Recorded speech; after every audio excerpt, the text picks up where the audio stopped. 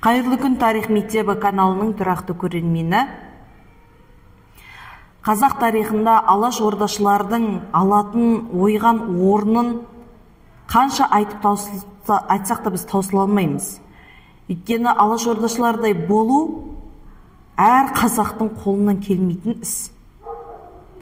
Шынымен де Алаш ордашылар сияқты ойлана алу, олардай елге пайда тигізу, халықтың қамышын толғану, қанша жерден көкірегімізді патриотпын деп кегірсек те, қанша жерден тарихтың майын шағып жіліктеп айтсақ та, бола алмаймыз.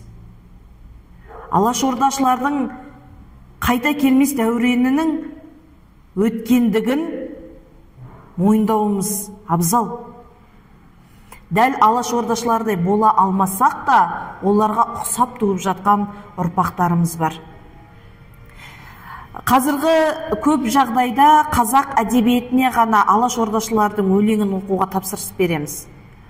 Ал Алаш ордашылардың өлеңі кез келген тарихи кезеңнің жазушылары мен ақындары сол дәуірдің тірілей куәгерлері болып есептеледі. Ендеше олардың өлеңінде тұнып тұрған тарих бар. Олардың өлеңдерінде тұнып тұрған этнография бар. Біз оны жоққа шығара алмаймыз. Қанша жерден дау болсақ та, Алаш ордашыларды және олардың еңбектерін бағалай алмау мүмкін емес. Қазақ халқының негізгі проблемасын ұлы хакім Абай айтып кетті дейміз. Оның өлеңдері өміршең, жоғалған жоқ деп айтамыз. Ал енді Міржақып Дулат өлеңінің өлеңдеріші. Міржақыптың Оян қазақ еңбегін оқып отырып, бүгін сізбен мына өлеңімен бөліскім келіп отыр. Әлі күнге дейінгі көтерілген мәселе толық шешімін тапқан жоқ. 21 ғасырда өмір сүріп жатырмыз. Заманның ағымына саймыз деп көкірек кереміз. Шынайында біз соған лайықтымыз ба? Сұрақ осында. Әңгіменің төркіні де осында. Оқып берейін, сіз астына комментарийда өз ойыңызды бөлісе отырыңыз. Бозбала, өнер ғылым үйренбедің. Ел кезіп, өсек айтып сүйреңдедің. Әрқайсың хал қадерше талаптансаң, сендерге мен нақақтан бүйдермедім. Атаңа дәулет бітсе бұлғақтадың, қисапсыз сөздер сөйлеп ыржақтадың. Мәз болып мырза деген қошеметке буынып мықыңнан ырғақтадың.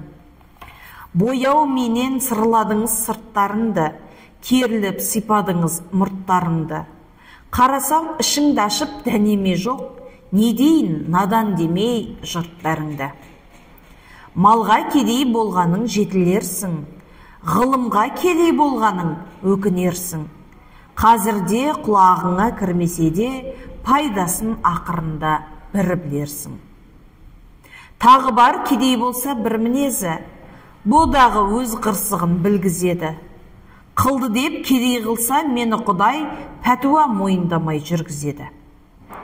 Ерте жатып, кеш тұрып керіледі, кәсіп қып мал табуға ерінеді. Ертеңгісін ойламай Құдай ұрған, қайғы жоқ ішіп жемей семіреді. Жер жыртып, онан дағы егін салса, өзіне аз олжама жері қалса. Артығын сатып, қант шай менен киіміне, қатын бала асырарлық жемін алса. Және қыс мал жейтұғын шөбін шапса, онан соң басқа ретпен пайда тапса. Харекеттен берекет көрінген соң, болмай ма ат ұрғанға бәрі де ақша. Енеме бұл айтқаным құлағыңа, бізге айтқан ақыл ғой деп ұнады ма? Қор қылып жерге кетсең қайран сөзім, өкінбе жетпедім деп мұратыңа. Дариға жігіт қайда өнер тапқан, жан қиып қызмет етіп халыққа жақын.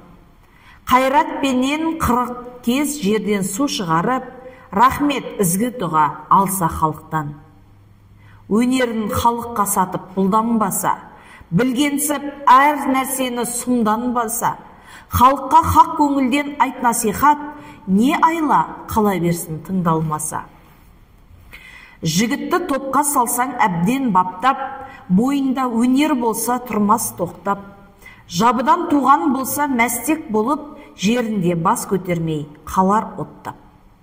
Үйренсін балаларың өнер ғылым, өткізбей ойын ойнап бекер күнін, жатқанға жан жоламас деген дейін көрдің ғой заманыңның міне түрін. Жыламай жас балаға емшек бермес, әр хажат ізденбесең өзі келмес. Алма піс, аузыма түс дегенге, халқымау иланбасаңыз ешкім көнбес. Патшаға көп қой айтар ризайсымыз, берілсе бәрі тегіз біз ризамыз. Әділдік назаратын жібермесе, жұтаған хайуан кібік қырыламыз. Күн бар ма қиянаттан құтыларға, тең ұстап бізді ұлық тұтынар ма? Қой үстіне бостарғай жұмыртқалап, зорлықты бұрын көрген ұмытарға. Дәл осы жердегі Міржақып Дулатұлының жазған өнер білімге деген мақрұм қалуымыздың, заманымызға сай әлі күнге дейін білім ғылымның жолына түсе алмауымыздың, барлық мәселеде үкіметтің қарамағынан жақсылықты күтіп отыруымыздың бәрі біздің әлі де өнер білімді толық меңгермеуіміздің нәтижесі екенін көруге болады. Ендеше Абай қалай халық айтпаса, Міржақып та одан қалыс қалмай жатыр. Ендеше Міржақыптың Оянғазат еңбегінен оқып, одан алатын ғибраттың көптігі рас.